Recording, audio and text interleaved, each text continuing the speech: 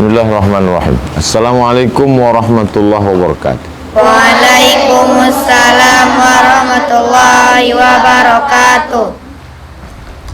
Alhamdulillah wassalatu wassalamu ala rasulillah wa ala alihi wa sahbihi wa man tabi'ahu wa mawalah.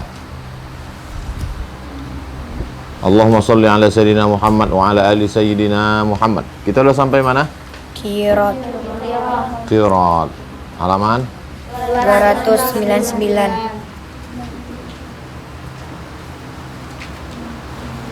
Qard atau qirat, qardun. Jadi kalau kalian ke bank syariah, ini namanya qardul hasan, Pak. Buat situ tulis Arabnya. Qard atau qirat. Qard. Kalau qirat pakai alif, qirat. In tuqridallaha qardan, dari ayat Quran. Tafadhali, silakan. Qirat ialah memberikan modal dari seseorang kepada orang lain untuk modal usaha. Ada yang pandai ternak lele, pandai dia. Yang satu lagi ini punya duit tapi sibuk, maka mereka saling membutuhkan. Yang satu pandai tapi tak punya duit, yang satu punya duit tapi tak pandai, sibuk. Maka yang punya duit memberikan pinjaman. Pinjaman itu namanya Qirat. Terus, Sedangkan keuntungan untuk keduanya menurut perdamaian atau perjanjian antara keduanya sewaktu akad, dibagi 2 atau dibagi 3 umpamanya. baginya terserah. Ini duitku 1 juta, kau pakailah. Tiba-tiba setelah berlalu waktu, dijual lele tadi, dapat 2 juta. Dapat 2 juta. Lalu untuk yang modal berapa? Dibagi 50% untung. Untuk si pemodal berapa? 1,5 juta. Karena modal balik ke dia. Untung kan 1 juta. 500.000 untuk si pemodal, 500.000 untuk si pekerja. Begitulah cara Islam untuk menolong orang. Terus, Rasulullah Shallallahu Alaihi Wasallam telah melakukannya. Beliau mengambil modal dari Siti Khadijah sewaktu beliau berniaga ke Syam. Begitu pula ijma sahabat. yang punya barang-barang siapa? Siti Khadijah. Khadijah. Yang menjualnya Rasulullah SAW. Kalau laku, keuntungan dibagi. Terus, Qirat memang telah ada di masa jahiliyah atau sebelum Islam. Kemudian ditetapkan atau diperbolehkan oleh agama Islam. Peraturan qirat ini diadakan karena benar-benar dibutuhkan oleh sebagian umat manusia. Betapa tidak, ada orang yang mempunyai modal tetapi tidak pandai berdagang atau tidak berkesempatan. Ya. Sedangkan yang lain pandai dan cakap, lain lagi mempunyai waktu yang cukup tetapi tidak mempunyai modal. Qirat berarti juga untuk kemajuan bersama. Perdagangan juga mengandung arti tolong menolong. tolong menolong. Ada rukunnya. Apa rukun? Rukun qirat. 1. Harta atau modal, baik berupa uang ataupun lainnya. Keadaan modal hendaklah diketahui banyaknya. 2. Bisa dalam bentuk ngasih duit. Kau pakai duitku ini 10 juta. Atau tidak kasih duit. Ini ada kambing 100 ekor. Kau uruslah. Nanti hari raya Idul Adha kita jual. Keuntungan kita bagi. Atau punya anak ikan. Atau punya anak puyuh. Atau punya burung. Lain sebagainya. Terus, 2. Pekerjaan, yaitu berdagang dan lain-lainnya yang berhubungan dengan urusan perdagangan tersebut. Barang yang hendak diperdagangkan, begitu juga tempat hendaknya tidak ditentukan, hanya diserahkan saja kepada pekerja. Barang apa dan di tempat manapun bisa, asal menurut pandangannya ada harapan untuk mendapat keuntungan. kau mesti jualnya di pasar pagi Arengka. Tak perlu mau dijualnya di Bangkinang, mau dijualnya di mana, yang penting menghasilkan Terus, 3. Keuntungan. Banyaknya keuntungan untuk pekerja hendaklah ditentukan sewaktu akad, misalnya 1/2 atau 1/3 dari jumlah keuntungan. Tidak mesti 1/2, terserah kesepakatan mereka lah. Terus, 4. Yang punya modal dan yang bekerja atau pekerja, keduanya hendaklah orang berakal dan sudah balik atau berumur 15 tahun dan bukan orang yang dipaksa. payah kita bekerja sama orang tak berakal. Maka kalau kalian kerjasama dalam apapun, carilah orang yang Akal. cara kerja. Cara bekerja. Pekerja hendaklah bekerja dengan ikhlas, tidak boleh mengutangkan barang, tidak boleh membawa barang ke luar negeri kecuali dengan izin yang punya modal, dan tidak boleh membelanjakan uang kirot untuk dirinya sendiri. Bersedekah dari barang kirot pun tidak boleh. Belanja untuk keperluannya sendiri hendaklah diambil dari kantongnya sendiri.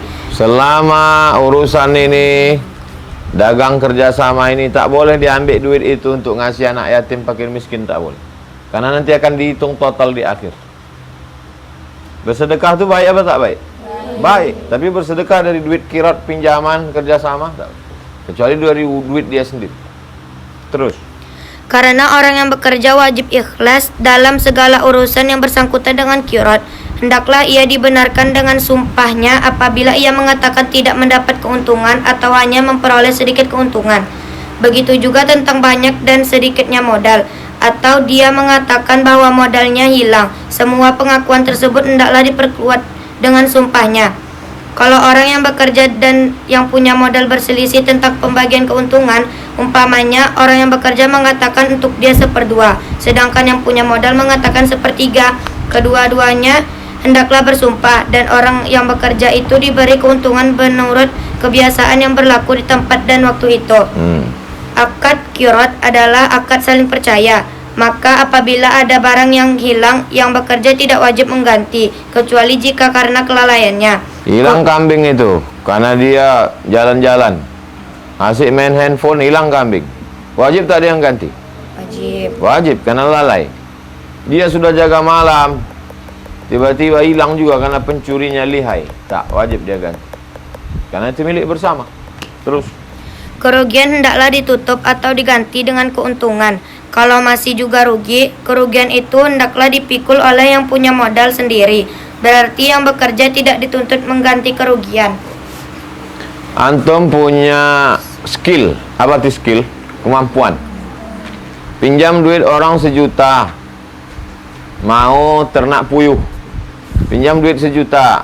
Kata yang punya modal, ku pinjami kau 1 juta, tapi nanti balikkan duit ini 1.500.000. Boleh apa tak boleh? Kenapa tak boleh? Riba. Sekarang ada orang punya uang, ku pinjamlah duit bapak 1 juta. Nanti kalau untung kita bagi 2. Tiba-tiba untung 1 juta. Berapa duit balik? 1.500.000. Boleh apa tak boleh? Boleh. Kan sama-sama untung 500. Kenapa yang tadi tak boleh? Kenapa ini boleh? Yang pertama riba, yang kedua tadi. Sama-sama modal 1 juta, sama-sama untung 500. Kenapa yang pertama tadi tak boleh? Kenapa ini boleh? Padahal ada jawabannya di situ. Tengok di baris terakhir. Kalau masih juga rugi, kerugian itu hendaklah dipikul oleh yang punya modal. Dalam qirat, kalau rugi, mati puyuh itu lewat pesawat. Puyuh tak boleh terkejut. Stres puyuh itu, mati dia. Tak bertelur, mati. Rugi. Siapa yang menanggung? Yang punya modal. Yang punya modal, qirat. Tapi dalam riba kalau rugi, yang punya modal mau tahu? Enggak.